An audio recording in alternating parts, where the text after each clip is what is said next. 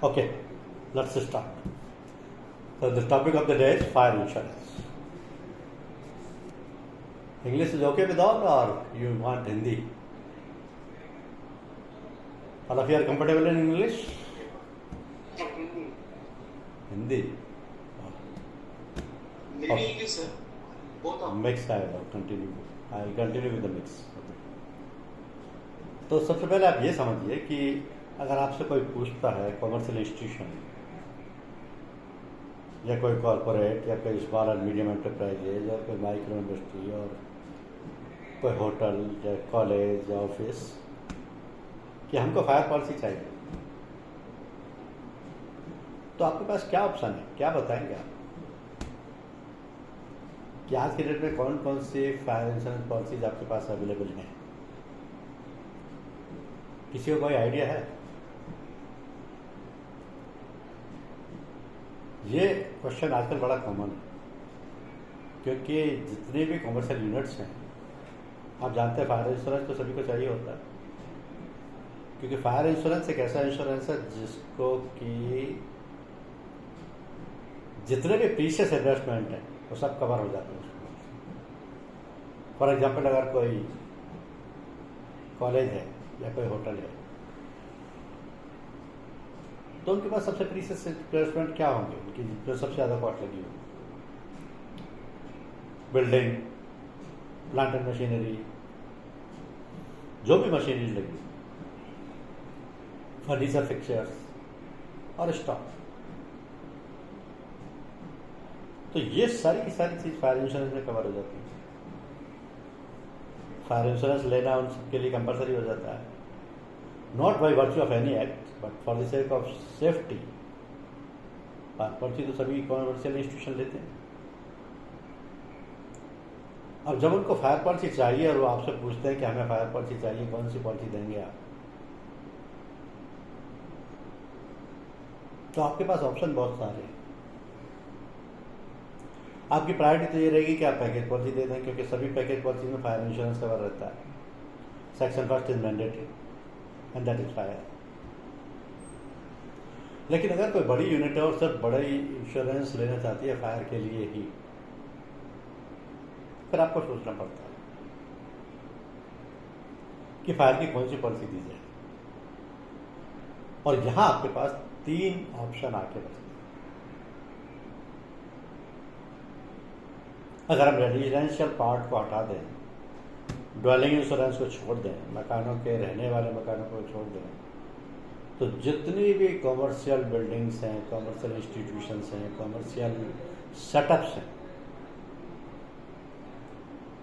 उनको आप मेनली जो पॉलिसी दे सकते हैं उसमें भारत सूक्ष्म उद्यम, भारत लघु उद्यम, standard fire and special peril policy, और अगर कोई बहुत बड़ी कॉर्पोरेट यूनिट है तो आप उसको इंडस्ट्रियल ऑर्डर्स पॉलिसी दे सकते हैं। तो सबसे पहले तो आपको ये आइडिया होना चाहिए कि आपको देना क्या है और क्या आपके पास ऑप्शन है, क्या उसकी डिमांड है। क्योंकि जो उनकी डिमांड है, आम कस्टमर इसलिए कंफ्यूज रहता है कि हर इंश्योरेंस कंपनी के पास अलग अलग पॉलिसीज होती हैं।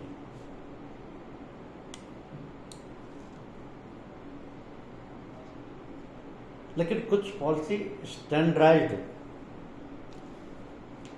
इन द सेंस कि आरडीए ने उनको लागू किया है और वो ऑल इंडिया में सारी जनरल इंश्योरेंस कंपनी में यूनिफॉर्मली लागू होती है। स्टैंडर्ड, उनमें कोई चेंज नहीं कर सकती, कोई भी जनरल इंश्योरेंस कंपनी भी चेंज नहीं कर सकती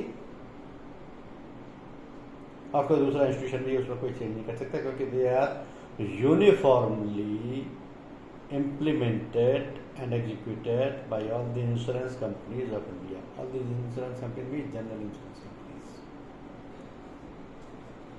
तो ये पॉलिसी क्या है, इनको समझना आपके लिए बहुत जरूरी है। हालांकि ये पॉलिसी अब नई नहीं, लेकिन अब इनको समझना इसलिए जरूरी हो जाता है कि over a period of 3 years, over a period of time,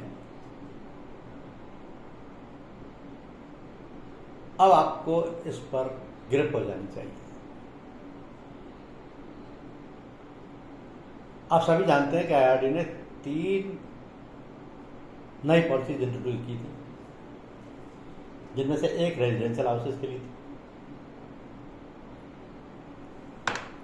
उस पॉलिसी का नाम है भारत गृह रक्षा, उसको हम अभी सेपरेट करते हैं। कमर्शियल सेक्शंस के लिए 2 पॉलिसीज नई इंट्रोड्यूस की, उनका नाम है भारत सूक्ष्म उद्यम सुरक्षा और भारत लघु उद्यम सुरक्षा।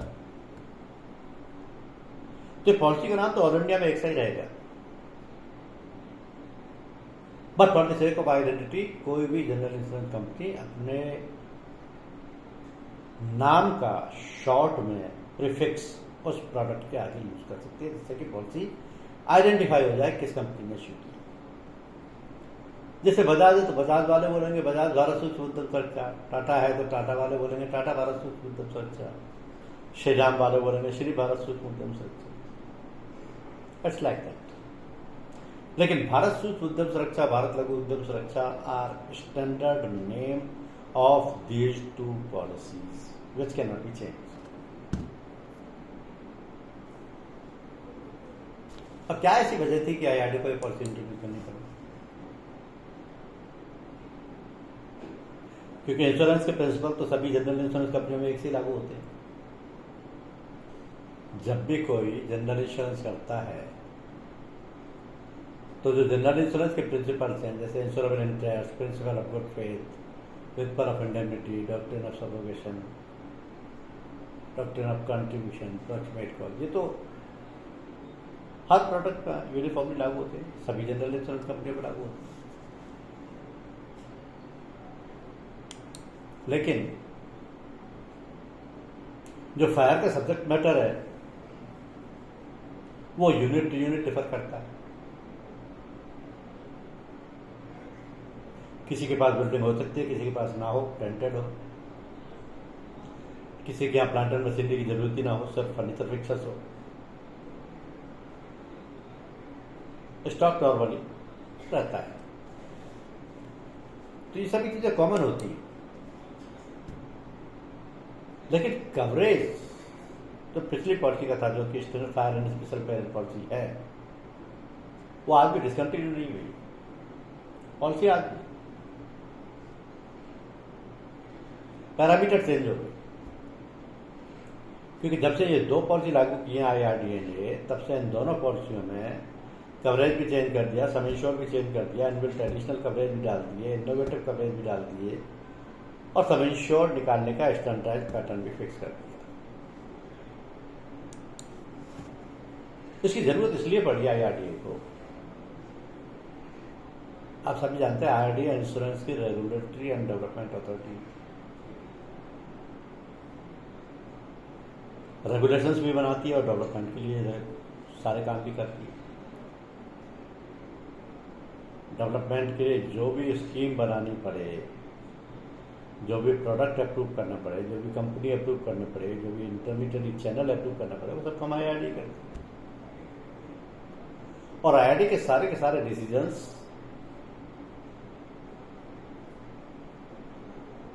पॉलिसी होल्डर के इंटरेस्ट में, क्योंकि IRDA का मेन एम है इंश्योरेंस इंडस्ट्री को एक्सपेंड करना, पेनिट्रेशन को बढ़ाना, इंश्योरेंस इंडस्ट्री को डेवलप करना। तो जितने भी डिसीजन लिए जाएंगे वो कस्टमर, प्रपोजर या पॉलिसी होल्डर के इंटरेस्ट में लिए जाएंगे। अब अगर आपको कस्टमर को आज की डेट में यही नहीं पता कि फायर पॉलिसी में कवर क्या होता है, कॉम्प्लेक्स लैंग्वेज है, कंप्लीट कवरेज नहीं है, मिससेलिंग हो रही है, क्लैरिटी नहीं है, सम इंश्योर निकालने का कोई स्टैंडर्ड पैटर्न नहीं है, तो over a period of time ये सारी चीजें IRDA के नोटिस में आई। और जब आई तो IRDA ने पॉलिसीज को, जो एग्जिस्टिंग पॉलिसी थी उसको भी कंटिन्यू किया, लेकिन 2 नई इंट्रोड्यूस कर दी। अब ये नई पॉलिसी जो इंट्रोड्यूस की है वो 50 करोड़ तक के लिए है।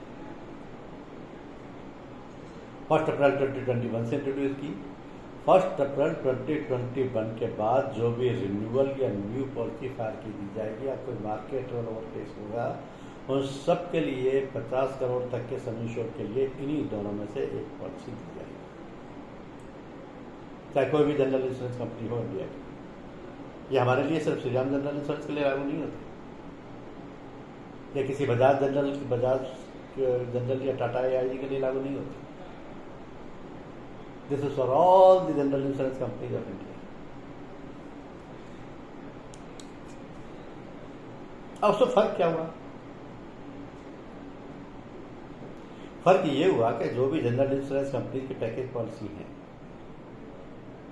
वो तो सभी के पास है, क्योंकि नॉर्मली किसी भी कमर्शियल यूनिट के ओनर की या एंटरप्रेन्योर की डिमांड ये रहती है कि आप हमें एक ही पॉलिसी दे दीजिए, लेकिन ऐसी पॉलिसी दीजिए उसमें जिसमें हमारी सारी रिस्क कवर हो जाए, पर्सन की भी, एम्प्लॉय की भी, प्रॉपर्टी की भी, स्टॉक की भी, मनी की भी, फर्टिलिटी की भी, रेन्यूअल साइन की भी, पर्सनल एक्सचेंज की भी। हर कस्टमर की डिमांड ये रहती है, क्योंकि ये प्रेफरेंस इसलिए है कि पेपर वर्क कम हो जाता है, टाइम बच जाता है, एक ही प्रपोजल से काम हो जाता है, तो पैकेज पॉलिसी सभी की प्रेफरेंस रहती है। अब पैकेज पॉलिसी में 2 फंडा होते हैं। पहला फंडा तो ये है कि पहला सेक्शन मैंडेटरी होता है, जिसको फायर इंश्योरेंस बोलते हैं। वो ऑलमोस्ट सभी जनरल इंश्योरेंस कंपनियों की पॉलिसी में, पैकेज पॉलिसी में पहला सेक्शन फायर इंश्योरेंस ही होगा और वो मैंडेटरी सेक्शन होगा, जिसको लेना ही लेना है। सेकेंड कंडीशन ये होती है कि मिनिमम सेक्शन कितने लेने हैं। मिनिमम 2 भी हो सकते हैं, 3 भी हो सकते हैं, 4 भी हो सकते हैं, depends upon the company policy. तो उनके बाद सारी की सारी फ्लेक्सिबिलिटी होती है कस्टमर के लिए कि वो चाहे तो अपनी रिक्वायरमेंट के हिसाब से, अपनी अफोर्डेबिलिटी के हिसाब से सेक्शंस को सेलेक्ट करें, चाहे तो सारे ले लें या मिनिमम जितने रिक्वायरमेंट है उतने ले लें, और जो उसकी पर्टिकुलर उस प्रोफेशन से या उस यूनिट से रिलेटेड डिमांड्स हैं वो सारे लें। तो जब पैकेज पॉलिसियों में भी बात आई कि ये जो नई पॉलिसियाँ द्वारा इंट्रोड्यूस की गई इनका क्या इम्पैक्ट आएगा, तो उसका मतलब ये हुआ कि फायर का जो फर्स्ट सेक्शन है, जिसका सम इंश्योर्ड 50 करोड़ तक है, उन दोनों सेक्शंस में 50 करोड़ तक इन दोनों पॉलिसियों में जो पुरानी पॉलिसी थी standard fire and special fire policy, उसके प्रोविजन ऑटोमेटिक चेंज हो जाएंगे और कंपनी का सॉफ्टवेयर सम इंश्योर्ड के हिसाब से उसी पॉलिसी को अप्लाई कर देगा। इसमें आपका कोई रोल नहीं, आपने तो सम इंश्योर्ड भर दिया, ऑटोमेटिक कंपनी का सॉफ्टवेयर उसी पॉलिसी को लेगा जितने सम इंश्योर्ड के लिए वो पॉलिसी दी जा सकती है। फॉर एग्जाम्पल,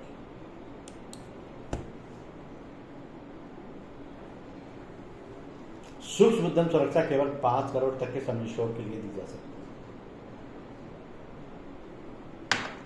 अरे 5 करोड़ का जो सम इंश्योर्ड है उसमें नॉर्मली शॉपकीपर्स आ जाते हैं, माइक्रो इंडस्ट्रीज आ जाती हैं, होटल्स आ जाते हैं, स्कूल कॉलेज की बिल्डिंग भी आ जाती हैं, ऑफिसेज भी आ जाते हैं। तो 5 करोड़ के सम इंश्योर्ड तक तो सूक्ष्म उद्यम सुरक्षा रहेगा। The moment it is exceeding 5 crore sum insured up to 50 crore तो पॉलिसी लघु उद्यम सुरक्षा हो जाएगी। अब किसी भी लोकेशन पर कितनी उसकी वैल्यू है यह डिसाइड करेगी कि पॉलिसी कितनी देगी, कौन सी देगी। अगर किसी भी यूनिट का सम इंश्योर्ड 50 से 55 करोड़ हो गया या 52 करोड़ भी हो गया, तो दोनों में से कोई सी पॉलिसी नहीं दी जा सकती।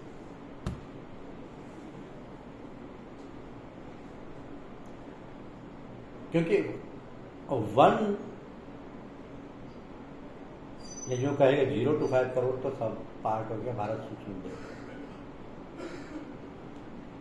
ओवर 5 to 50 करोड़ हो गया लघु उद्यम का, एंड ओवर 50 करोड़ वो standard fire and special fire policy applicable अगर इंडिविजुअल पॉलिसी लेनी है तो।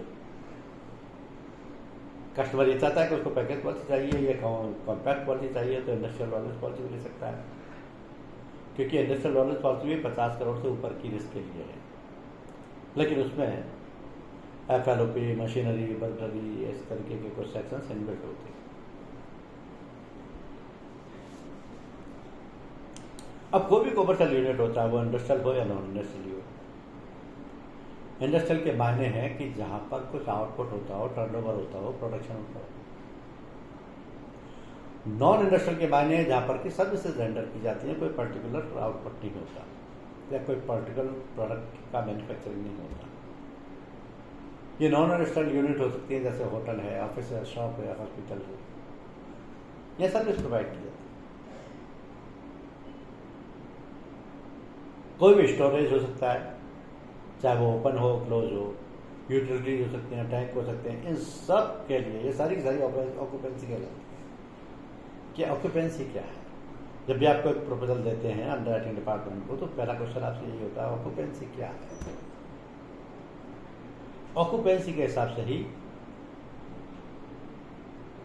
पॉलिसी डिसाइड होती है, प्रीमियम रेट डिसाइड होती है, कवरेज डिसाइड होता है। तो ये सारी की सारी occupancy subject of fire insurance, ऐसा पहले फायर पॉलिसी की जाती है। तो ये जो IRDA ने पॉलिसी इंट्रोड्यूस की, इनमें 2-4 चेंजेस बड़े मेजर किए गए, जैसे कि 12 से बढ़ा के 14 पैरेल कर दिए, किसी भी पैरेल का डिलीशन बैन कर दिया, कोई कंपनी को अथॉरिटी नहीं है कि एक पैरेल भी कम कर दे, जिसके माने हैं कि from day 1 to the expiry date, अगर पॉलिसी में 14 पैरेल है तो 14 के 14 पैरेल कंटिन्यू करेंगे, ना तो इंश्योर की रिक्वेस्ट पर कम होगा, ना इंश्योर की रिक्वेस्ट पर। सम इंश्योर फिक्स कर दिया, सूक्ष्म उद्यम का 5 करोड़, 5 से ऊपर लघु उद्यम। कंपल्सरी एक्सेस फिक्स कर दिया, सूक्ष्म उद्यम में 5,000, लघु उद्यम में 5% ऑफ ईच क्लेम, जो कि मिनिमम 10,000 होगा डिपेंडिंग अपॉन द अमाउंट। ये कंपल्सरी एक्सेस टेररिज्म के केस में डिफरेंट हो सकता है। If the loss is caused by terrorism risk, in that case this compulsory access will be different, because the terrorism risk is directly dealt with by the terrorism.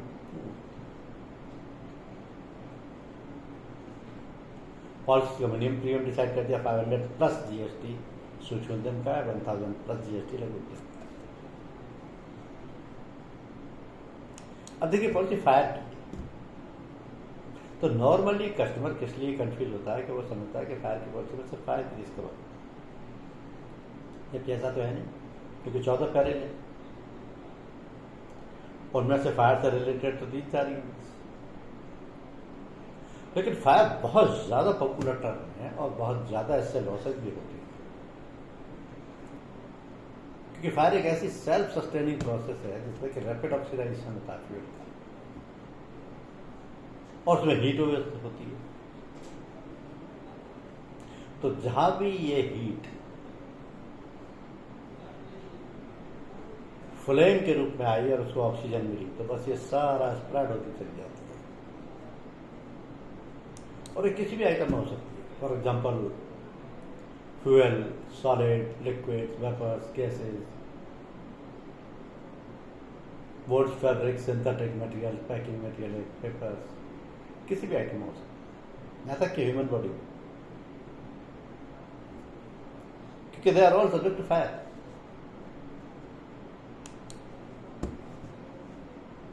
और जब IRDA ने इन policies को introduce किया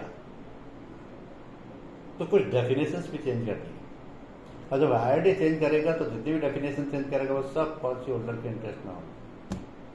for example fire की definition standard fire and special policy में बहुत limited है, इन the sense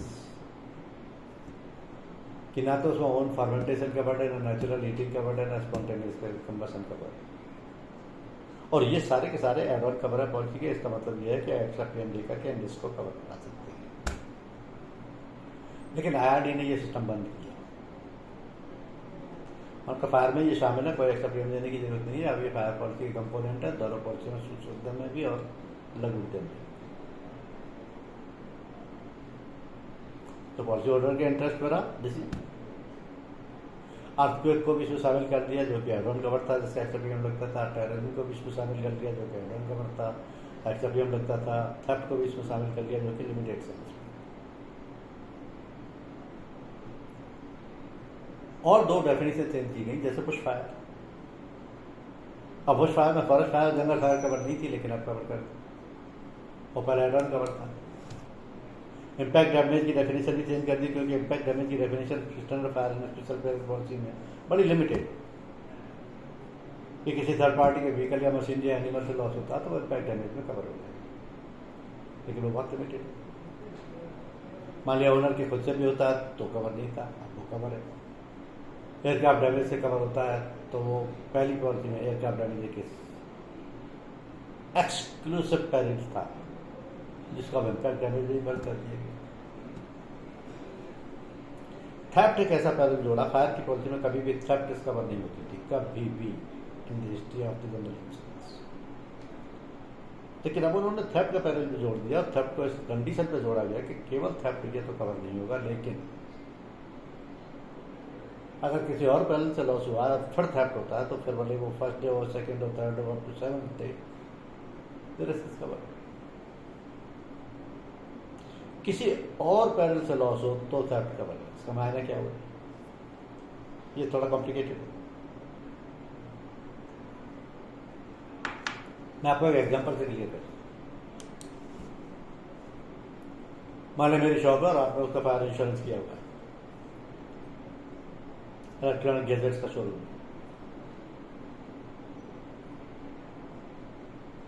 अब बाजार में कोई जुलूस जा रहा है, उसमें दंगे हो गए और में से एक दंगाई ने मेरे शोरूम की दीवार तोड़ी, घुस गया और सामान उठा के ले गया, या कोई विंडो तोड़ी, घुस गया और सामान उठा के ले गया। अब विंडो क्योंकि टूट गई तो दूसरे दिन भी सामान चला गया, तीसरे दिन भी चला गया, 4-5 दिन तक जाता। अब मेरे पास फायर इंश्योरेंस तो है, यही है सूक्ष्म उद्यम, क्योंकि मेरा 5 करोड़ का शोरूम। तो इस पॉलिसी में थेफ्ट कवर हो जाएगी, क्योंकि इससे थेफ्ट नहीं है। This theft is followed by rights.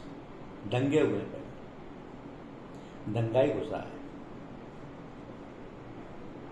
तो RSMD सेट ऑफ पेरिल आप जानते हैं, पॉलिसी में cover right strike and malicious damage. तो since it is followed by rights, in that case the loss of stolen goods as well as the window is also covered under the policy and it is paid. अब एक condition और लगा दिया IRDA ने कि कोई भी peril policy में से डिलीट नहीं होगा। All 14 perils will continue from the date of inception of the policy till the date of expiry and even on the renewal of the policy.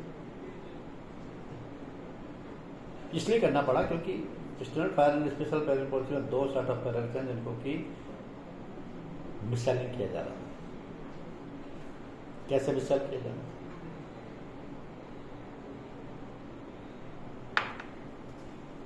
मान लिया मेरे को पहले standard fire and special peril policy दी जा रही थी, इसका प्रीमियम आ रहा था 8,000। मैंने कहा सर कुछ और प्रीमियम कम करो, आपने क्या कर देते, आपने उसमें से STFI और RSMD दोनों सेट पर पेरिल्स को एक्सक्लूड किया, उनका जो प्रीमियम रिफंड बनता है वो आपने काट दिया, मेरे को पॉलिसी दी, तो मेरा प्रीमियम कम हो गया, मैं खुश तो हो गया, लेकिन मुझे पता ही नहीं कि इसमें से आपने क्या काट दिया। और नॉर्मली लॉसेस इन्हीं दोनों सेट ऑफ पेरिल्स होते। अगर आप आग को छोड़ दें, storm, Tempest, flood, inundation, cyclone, rights, strikes and malicious damage, ज्यादातर लॉसेस तो इन्हीं की वजह से होते। मतलब मेरा जैसे लॉस हुआ तो इंश्योरेंस कंपनी ने आपके लिए मेरे को 1 लाइन का लेटर पकड़ा दिया, your claim is here bye reputed because you have opted for exclusion of STFI and RSMD। अब ये क्या मिससेल है? कस्टमर थोड़ी जानता है RSMD क्या होता है, STFI क्या होता है। आप ही नहीं जानते थे इंश्योरेंस बनाने से पहले, अभी भी शायद आप में से बहुत लोग नहीं जानते हैं। RD ने इसको नोटिस किया, ये मिससेलिंग हो रही, बैन कर दिया। कोई कंपनी RSMD STFI सेटअप पर इसको अप्रूव नहीं करेगी पॉलिसी। कुछ और चेंजेस किए। Standard fire and special policy के जो एड ऑन कवर थे उनको पॉलिसी में विदाउट एनी एक्स्ट्रा कॉस्ट मर्ज कर दिए गए और कंपनी को कह दिया कि नए एड ऑन कवर अप्रूव कराइए। जो पुरानी चीज़ें चल रही थी उनकी लिमिट बढ़ा दी गई। जैसे आर्किटेक्ट, सर्वेयर, कंसल्टेंट, इंजीनियर फी पहले 3% of the claim amount payable थी। जब भी कभी लॉस होता था कस्टमर को, आर्किटेक्ट को, सर्वेयर को, कंसल्टिंग इंजीनियर को जो पैसा देना पड़ता था वो पहले 3% of the claim amount payable था। उसको बढ़ा के 5% कर दिया क्योंकि वो बहुत पुरानी लिमिट चली आ रही थी। रिमूवल ऑफ डेब्रिज की लिमिट 1% चली आ रही थी, इसको बढ़ा के 2% कर दिया। रिमूवल ऑफ डेब्रिज की बहुत पड़ती है क्योंकि जब भी किसी बिल्डिंग में कोई लॉस होता है तो मलबा जो होता है उसको हटाने पे लाखों रुपए खर्च हो जाते। अब वो 1% ही था शुरू से, अब वो बढ़ा के 2% किया गया। एडिशन, एल्ट्रेशन, एक्सटेंशंस ये एड ऑन कवर थे। अभी बिना एक्स्ट्रा प्रीमियम की कवर हो गई up to 50% of the sum issue. और देखिए कितने एड ऑन कवर को इनबिल्ट कवरेज बना दिए गए। Temporary removal of stock, specific contents, start of expenses, cost compelled by municipal regulations, preloaded software, stock held in trust, and floater cover। क्या मतलब हुआ? ये जो अभी मैंने लिस्ट बोली है ये सब पॉलिसी में इनबिल्ट रिस्क कवरेज है, इनका कोई एक्स्ट्रा प्रीमियम नहीं लगता। लेकिन ये जो फ्लोटर रिस्क है, ये जो फ्लोटर रिस्क है इसमें से आप बहुत लोग तो इसके मायने भी नहीं समझते। इस फ्लोटर रिस्क को भारत सूक्ष्म उद्यम सुरक्षा पॉलिसी में तो फ्री कर दी गई और लघु उद्यम में सार्वजनिक कर दी। ऐसा क्यों किया कि सूक्ष्म उद्यम सुरक्षा पॉलिसी केवल 5 करोड़ के लिए, इसका मतलब छोटे मोटे दुकानदार और माइक्रो इंडस्ट्री वाले हैं उनके लिए तो फ्लोटर रिस्क का कोई चार्ज नहीं लिया जाएगा। लेकिन लघु उद्यम जो कि 5 करोड़ से 50 करोड़ के ऊपर वाले हैं उनसे 10% लोडिंग लगेगी। अब ये भी समझ लीजिए कि फ्लोटर होता क्या है।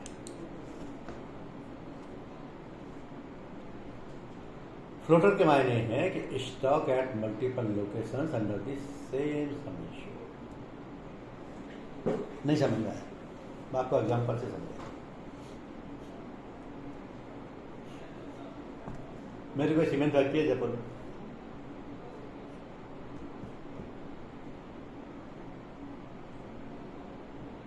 लेकिन मेरे ऑल इंडिया सेल है, इसलिए चेन्नई में भी, कोलकाता में भी, दिल्ली में भी, मुंबई में भी मेरे गोडाउन और वहाँ माल रहता है, वहाँ से सेल होती है। मैं चाहता हूँ कि मेरी फैक्ट्री का जो इंश्योरेंस है जयपुर की, उसके साथ इन चारों गोडाउन का भी इंश्योरेंस हो जाए तो हो जाएगा। अब क्योंकि चारों गोडाउन अलग अलग डिफरेंट लोकेशंस पर हैं तो भी इनका एक ही पॉलिसी में एक ही सम इश्योर के तहत बीमा हो जाएगा। इसको कहते हैं cover for stock at multiple locations under one sum insured. तो अगर सम इश्योर 5 करोड़ तक है तब तो कोई एक्स्ट्रा पेमेंट नहीं लगेगा, लेकिन 5 करोड़ से ऊपर होते ही एक्स्ट्रा पेमेंट 10% लोडिंग लग जाएगा। टोटल डिक्लेरेशन पॉलिसी भी दी जाती है आपको अगर उसकी जरूरत पड़ती है तो, क्योंकि जहाँ गोडाउन में बहुत ज़्यादा फ्लक्चुएशंस होते हैं वहाँ डिक्लेरेशन पॉलिसी दी।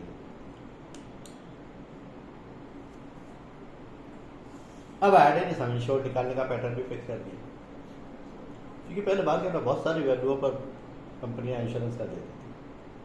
कोई परचेज वैल्यू पे कर रहा है, कोई बुक वैल्यू पे कर रहा है, कोई डेप्रिशिएटेड वैल्यू पर कर रहा है, कोई रीस्टेटमेंट वैल्यू पर कर रहा है, कोई रीसेल वैल्यू पर कर रहा है। कॉन्सेप्ट क्लियर नहीं थे ज़्यादातर लोग, प्राइवेट कंपनियाँ थी, नए नए लोग थे, टेक्निकल एक्सपर्टीज थी नहीं,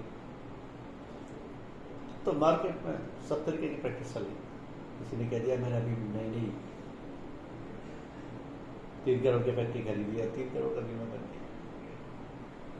किसी ने कहा मैंने 3 साल पहले 3 करोड़ की खरीदी थी, उसका भी 3 करोड़ का बीमा कर दिया। तो पैटर्न नहीं, कोई स्टैंडर्ड मेथड नहीं था। लेकिन अब ये फिक्स कर दिया गया कि प्रॉपर्टी का इंश्योरेंस रीस्टेटमेंट वैल्यू पर ही होगा। स्टॉक का डिफरेंट हो सकता है, क्योंकि स्टॉक का नेचर भी डिफरेंट होता है। फॉर एग्जाम्पल मेरे को टेक्सटाइल मिले या कोई फुटवेयर मिले, फुटवेयर फैक्ट्री, तो मेरा उसमें रॉ मटेरियल भी होगा, स्टॉक इन प्रोसेस भी होगा, फिनिश्ड स्टॉक भी होगा। रॉ मटेरियल को तो मैं लैंडर कॉस्ट पर इंश्योरेंस कर दूंगा, स्टॉक इन प्रोसेस को मैं इनपुट कॉस्ट पर कर दूंगा, फिनिश्ड स्टॉक को मैं मैन्युफैक्चरिंग कॉस्ट पर कर दूंगा। इसके अलावा मेरे यूनिट में अगर कोई बुलियंस हैं, पीसीएस स्टोन है या कोई महंगे आइटम्स हैं, कीमती आइटम है, तो उनका एग्रीड वैल्यू बेसिस पे इंश्योरेंस हो जाएगा। लेकिन प्रॉपर्टी का इंश्योरेंस रीस्टेटमेंट वैल्यू पर ही होगा। अब प्रॉपर्टी में क्या क्या आता है? Building, plant and machinery, furniture, fixtures and fittings, stock वाला वही। तो इनका बीमा केवल रीस्टेटमेंट वैल्यू पर होगा। अब क्वेश्चन ये कि रीस्टेटमेंट वैल्यू है क्या, ये भी समझ लीजिए। रीस्टेटमेंट वैल्यू के मायने हैं कि वो अमाउंट जिस पर कि उस यूनिट को आज की रेट में रिप्लेस किया जा सके। अगर कोई मशीनरी है तो मशीनरी को, बिल्डिंग है तो बिल्डिंग को, फर्नीचर है तो उसको आज की रेट या date of loss by similar property without deducting any depreciation। नहीं समझ में आया? एग्जाम्पल से समझ आया।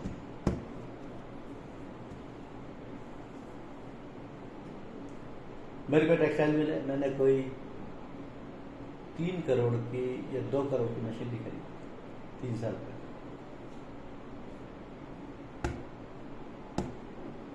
अब मैं आज पॉलिसी अपनी रिन्यू करा रहा हूँ, तो मेरी मशीनरी की वैल्यू वही 2 करोड़ चले आ रही है। जबकि आज उस मशीनरी को मैं मार्केट में खरीदने जाता हूँ तो वो मशीनरी मेरे को 3 करोड़ 20 लाख कितनी कॉस्ट पड़ी 3 साल बाद।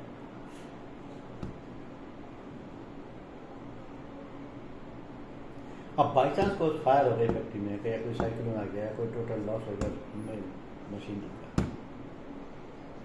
तो इंश्योरेंस कंपनी तो मेरे को आज की वैल्यू देने को तैयार है, जो कि 3 करोड़ 20 लाख है, सेम मेक और मॉडल है। बशर्ते कि मेरा इंश्योरेंस तो 3 करोड़ 20 लाख का होगा। अगर मेरा बीमा ही 2 करोड़ का चल रहा है तो इंश्योरेंस कंपनी सब इंश्योर से ज़्यादा तो नहीं देगी। तो ये जो आज रिप्लेसमेंट वैल्यू है आज की रेट में या डेट ऑफ लॉस को, बीमा उसको होना चाहिए।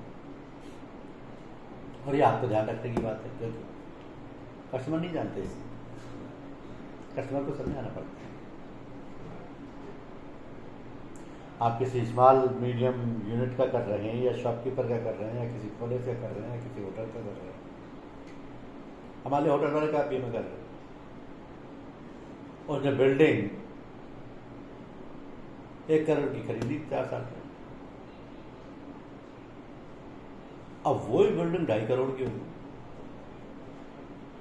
पूरा एरिया कॉमर्शियल होगा, तो आप उसका 1 करोड़ का ही बीमा करते रहोगे, उसका 2.5 करोड़ का होना चाहिए। लेकिन मान लिया आग लग जाए टोटल, या फ्लड आ जाए, पूरी की पूरी बिल्डिंग कोलैप्स हो जाए, बिजली गिर जाए नीचे, ठीक है, वो भी फायर इंश्योरेंस का पहले वो भी करो।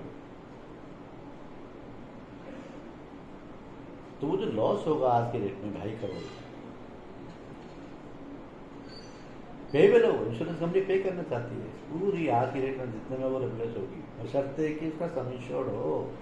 सम इंश्योर्ड अगर 1 करोड़ का ही चलता आ रहा है तो इंश्योरेंस कंपनी 2.5 करोड़ तो नहीं देगी। This is called restatement. और कई बार ऐसा भी होता है जैसे माल है, माल बिक गया लेकिन डिलीवरी नहीं दी, क्योंकि डिलीवरी आउट ऑफ स्टेशन है तो रात को गाड़ी चलेगी तो मिलेगी। अब रात को गाड़ी चली, उससे पहले ही बारिश आ गई, सारा का सारा सामान डैमेज हो गया, तो इंश्योरेंस कंपनी कौन सी कॉस्ट पे करे? क्योंकि तो माल है, स्टॉक में रॉ मटेरियल भी होता है, प्लस स्टॉक इन प्रोसेस भी होता है, फिनिश गुड भी होता है, मैन्युफैक्चर्ड आइटम भी होता है। अब यहाँ इसको जिस प्राइस में माल बिका है उसको बोलते हैं कॉन्ट्रैक्ट प्राइस। इंश्योरेंस कंपनी को वो कॉन्ट्रैक्ट प्राइस सेल करता है।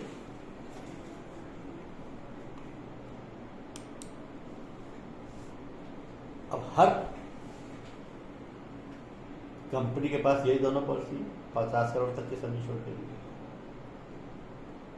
और इन दोनों पॉलिसियों में 4 इनोवेटिव कवर डाले गए जिनकी कोई एक्स्ट्रा कॉस्ट नहीं थी।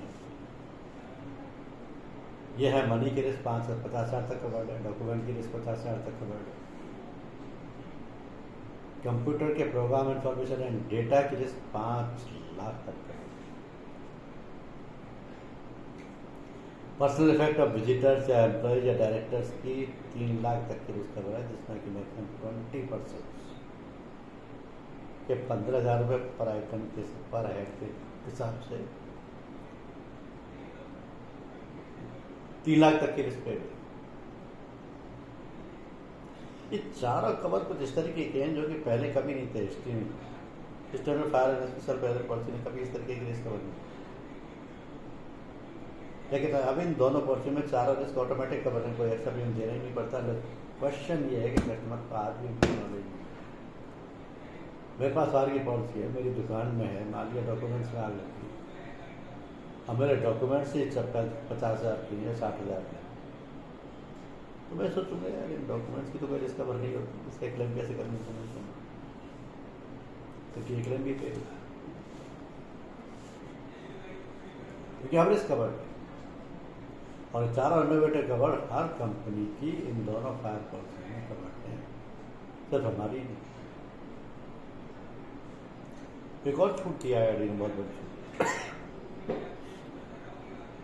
कि जितने भी फायर इंश्योरेंस और प्रॉपर्टी इंश्योरेंस या machinery insurance, they are all subject to reinsurance, they are all subject to under insurance.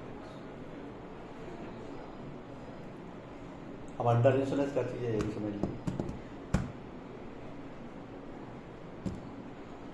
कि अगर किसी शॉप की टोटल इन्वेस्टमेंट 1 करोड़ की, अगर आप उसका बीमा 60 लाख का ही करते हैं तो अंडर इंश्योर्ड 40% की रिस्क कवर नहीं हुई, वो 40% की रिस्क उसको ओनर को एंटरप्रेन्योर को क्लियर करनी होगी, क्योंकि अंडर इंश्योर्ड 1 करोड़ का बीमा था, 1 करोड़ से ज़्यादा की करा था, लेकिन 1 करोड़ से ज़्यादा नहीं किया तो 1 करोड़ तो करा था, रिस्ट्रेटमेंट वैल्यू तो कोई नहीं,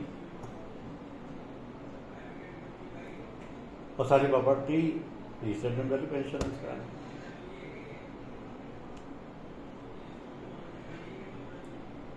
तो IRD कहता कि अगर उसने रिस्ट्रेटमेंट वैल्यू पर नहीं कराया है और केवल 15% का अंडर इंश्योरेंस है तो हम उसको वेव कर देंगे, कुछ भी नहीं काटेंगे, क्योंकि अगर उसको क्लेम हो जाता है तो उतने % क्लेम कर जाएगा कितने का अंडर इंश्योर। मान लिया मैंने कोई 1 लाख की मशीन दी है, मान लिया कोई 1 लाख की मशीन दी और उसका बीमा मैंने 70,000 का लिया, तो 30% के लिए मेरी जिम्मेदारी होगी ना, मैं खुद ही पे करूँ। IRD कहता है अगर 15% तक कम है तब तो हम अंडर इंश्योरेंस क्लेम में से वेव कर देंगे, लेकिन 15 से ज़्यादा हुआ तो सारा काटना पड़ेगा, जितना %। इसको एक एग्जाम्पल से समझाता हूँ।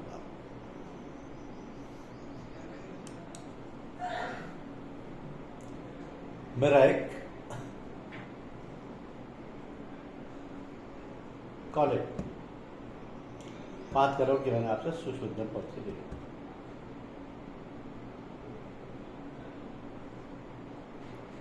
1 करोड़ का उसमें लॉस हो गया आगे पे। जब सर्वेयर आया, उसने उसको चेक किया, फोटोग्राफ्स लिए, रिपोर्ट बनाने बैठा, तो उसने मेरे को बताया कि इसकी वैल्यू 5 करोड़ 50 लाख है, आपने बीमा सिर्फ 5 करोड़ का ले रखा, तो अंडर इंश्योर्ड। और इस अंडर इंश्योरेंस का इम्पैक्ट ये है कि ये जो 1 करोड़ का आपका लॉस हुआ है ये पूरा नहीं मिलेगा, क्योंकि आपका इंश्योरेंस 10% अंडर इंश्योर्ड है, तो इस क्लेम में से भी 10% कट जाएगा। और इसके 1 करोड़ के क्लेम का 10% होता है 10 लाख। तो 10 लाख का मेरा नुकसान होगा तो क्या मैं शांत रहूँगा? क्योंकि मैं तो जानता ही नहीं अंडर इंश्योरेंस क्या होता है। तो आप लोगों की गलती है, आप लोगों ने बीमा करने वालों की गलती है, मुझे हमारी उस वक्त बीमा करने वालों की भी गलती है, लेकिन उस वक्त कौन एग्री करेगा कि हमारी गलती है? और 10 लाख के क्लेम को कौन बियर करेगा? कस्टमर का तो कोई फॉल्ट है नहीं। तो ऐसी बड़ी टिपिकल सिचुएशन हो जाती है इंश्योरेंस कंपनी के साथ। ऐसी सिचुएशन में IRDAI कहता है कि अगर अंडर इंश्योरेंस 15% तक है तो क्लेम में से कुछ नहीं काटेगा, लेकिन 15% से ज़्यादा हुआ तो पूरा करेगा। अब यहाँ 5 करोड़ की वैल्यू का होना किया है बीमा, जबकि वैल्यू 5.5 करोड़ थी, तो 10% अंडर इंश्योरेंस हो गया। लॉस 1 करोड़ का, उसमें से 10% अंडर इंश्योरेंस कट रहा है, यानी कि जो 10 लाख रुपए का लॉस है। लेकिन IRDAI कहता है इस पॉलिसी में अंडर इंश्योरेंस 15% से कम है, इसलिए वेव कर दिया जाएगा, तो 10 लाख रुपए नहीं कटेगा। ये बहुत बड़ा बेनिफिट है कस्टमर के लिए, कस्टमर को प्रोटेक्ट करता है ये। लेकिन बाई चांस अगर 15% से ज़्यादा हो गया, 15% से ज़्यादा हो गया